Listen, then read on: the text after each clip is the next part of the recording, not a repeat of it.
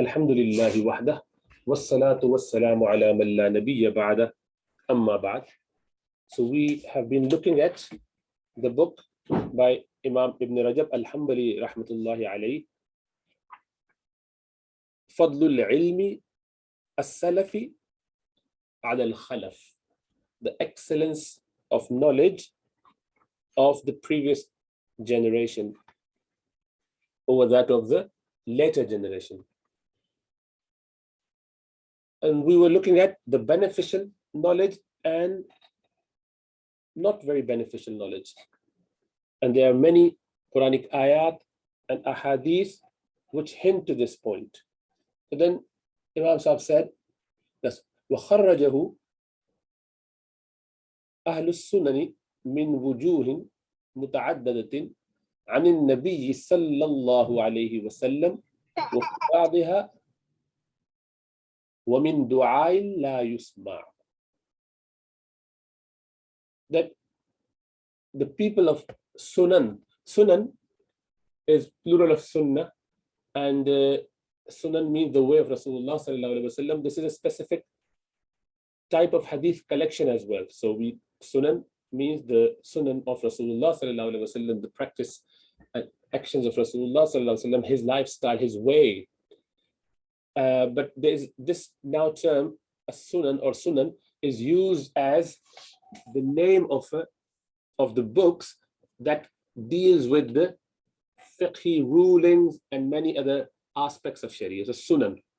And when we go over some of the basic principles of understanding the hadith, then we would cover this bit as well there. So just have an idea, as you have a collection called Sahih, which is a specific collection, a type of collection. Sunan is likewise another type of collection. There are many of such categories. Anyway, so the Imam Rajab al-Hanbali is saying that the Ahlus Sunan, the people who are not from Sahih Bukhari and Muslim, but others, which are from Sahih Sitta mainly, you have Sunan Abi Dawood, Sunan Tirmidhi, some people call it Jami as well, but we'll tackle that later on in our hadith discussion. And then you also have Sunan Ibn Majah, and you have Sunan Darimi, you have many Sunans. So anyway, the four famous are Tirmidhi, Ibn Majah, Abu Dawud, and Nasai. So anyway, so this is what Imam is saying, that the people, the compilers of Sunan collection, they brought this particular hadith, and there are many, many different chains of that, and all of them contain this particular, or some of them contain this particular word, which says, وَمِن دُعَاءٍ لَا يُسْمَعْ. So the part of a long dua, where Rasulullah sallallahu alaihi wasallam sought Allah's protection against many things, 4 or 5 different things. And one of them is, O Allah, I seek your refuge from the dua which is not heard, which is not beneficial, the supplication that is not heard, like which is not given any attention to. And وَفِي بَعْضِهَا أَعُوذُ بِكَ مِنْ هَؤُلَاءِ الْأَرْبَعِ. And in some of them, the additional wording is, I take refuge with you, O Allah, from these 4. And Imam Nasai, وخرج, and specifically now mentioning Imam Nasai, وخرج النسائي من حديث جابر, from the hadith of Jabir رضي الله تعالى عنه, أن النبي صلى الله عليه وسلم كان يقول. So what are those things? There's, one of this hadith mentioned this. كان يقول, he used to say, Rasulullah صلى الله عليه وسلم used to make dua, اللهم إني أسألك علما نافعا وأعوذ بك من علم لا ينفع. So the 4 that we're mentioning, you must have recalled, or you might recall from the previous one, which is covered the last time. So these are the 4 ones we're talking about, which is in Sahih Muslim, and Zayd ibn Arqam. O Allah, I seek your refuge from knowledge that does not benefit, from the heart that does not fear, from the soul that is never content, never satiated, and from an invocation or a dua that is not responded to. And in some, this particular line is being changed or different wording from some Sahaba. وَمِن دُعَاءِ اللَّهِ اسْمَ, like some Sahaba would narrate it in this word. So similar, but little change of the word.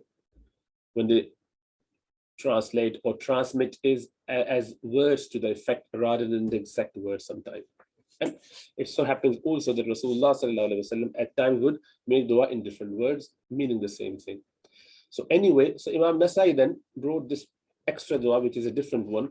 Allahumma inni as'aluka ilman nafi'. Oh Allah, I seek and I beseech you, I ask you for knowledge that benefits.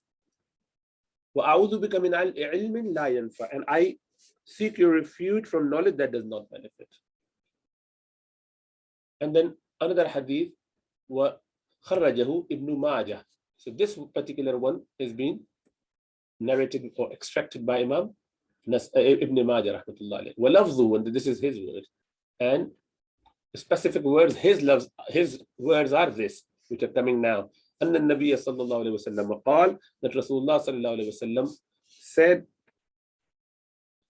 صلوا الله علما نافع. Ask Allah subhanahu wa ta'ala for beneficial knowledge. Ask Allah subhanahu wa ta'ala for beneficial knowledge.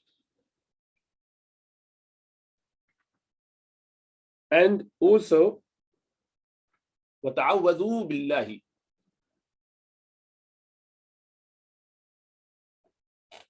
وَتَعَوَّذُوا بِاللَّهِ مِنْ عِلْمٍ لَا يَنْفَعُ.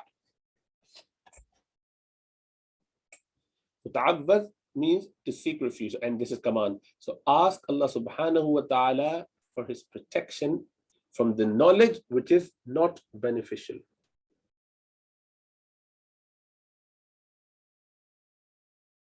وخرجه الترمذي. So Imam Tirmidhi, another Sunan collection, Tirmidhi Sharif, من حديث أبي هريرة. So he wrote this hadith from Abu Hurairah رضي الله تعالى عنه.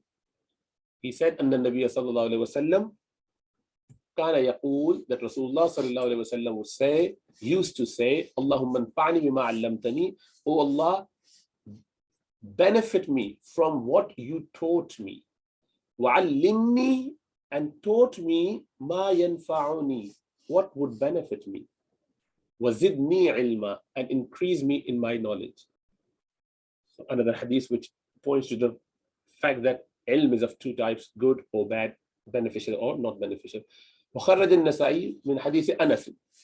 Imam Nasai wrote this hadith from Anas ibn Malik رضي الله تعالى عنه, who is one of the companions of Rasulullah sallallahu alaihi wasallam. Spent 10 years with him. When he was 10, it was like working for him, and then he did a lot and he learned a lot. He's from the Mukthirin Sahaba. He's from those 7 Sahaba who narrated the hadith in abundance and a lot. And the Nabi sallallahu alaihi wasallam kana yad'u. Rasulullah sallallahu alaihi wasallam used to make dua, to supplicate by saying, Allahumma anfa'ni bima 'allamtani wa 'allimni ma yanfa'uni warzuqni 'ilman tanfa'uni bi.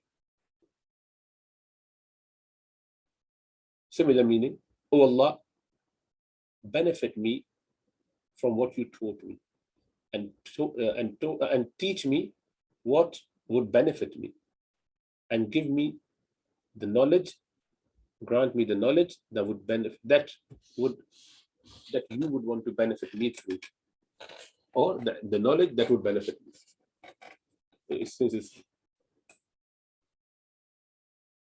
ilm is mudakkar, so yanfa'uni would have been better, but tanfa'uni, you want to benefit me through it. So, oh Allah, through which you want to benefit me. Abu Kharraja Abu Nu'aym, so Abu Nu'aym al-Asfahani, he wrote this hadith from hadith Anas, anna Nabiya sallallahu alayhi wa sallam yaqul. So Anas radiallahu anhu narrated that Rasulullah sallallahu alayhi wa sallam used to say, Allahumma inna nas'aluka imanan da'ima. Oh Allah, I ask you for a perpetual faith, a faith that continues. فَرُبَّ إِيمَانٍ غَيْرُ دَائِمٍ. Because many iman, rubba imanin, many a faith are not continuous. And that's very important. Getting faith, getting iman is one thing. Keeping it intact That's another thing. Keeping upright on your faith, keeping the same conviction that you had till you breathe your last is a very big task. And that is what we are required to do. Not just knowing the faith and then believing it in the early stages of your life and then forgetting about that or getting confused. And obviously the way media is working, the way things have been propagated is so dangerous. And our ourselves and our fellow human beings are in a very precarious situation whereby the devilish ideas and thoughts are really poisoning our minds. So we lose our trust in Allah subhanahu wa ta'ala, in Rasulullah sallallahu alayhi wa sallam, sometime in about taqdeer, for example, the fate, and many other things. So inshallah ta'ala, we cover that in our Aqidah lessons. وَأَسْأَلُكَ عِلْمًا نَافِعًا وَرُبَّ عِلْمٍ غَيْرُ نَافِعٍ. And I ask you for a beneficial knowledge, because many a knowledge is not beneficial. So inshallah ta'ala, leave that there. We've done 10 minutes on this. Yeah. The idea of this so that we know from a very erudite scholar of the past, Hafiz ibn Rajab al-Hanbali, how he would bring together all the different evidences, ways, and teaching us the excellence of knowledge and making it easy for us to understand, and also to have a bit of idea of the words of Rasulullah sallallahu alaihi wasallam in Arabic, and trying to see if you have already done some Arabic or you have intention to do that. Ideally you should, because you would want for yourself and for your next generation access to the knowledge, and Arabic is obviously foundation knowledge that everyone has to have if they wanted to get some sort of consistency in their faith, in their practice, and an uphill journey towards Allah subhanahu wa ta'ala in order to get salvation in the life hereafter. So may Allah give us tawfiq and inculcate this love and concern for increasing our knowledge through the scholars, sitting at the feet of the scholars, learning with them, and then inshallah benefiting themselves and the people around them, their family, inshallah. Jazakallahu khairah.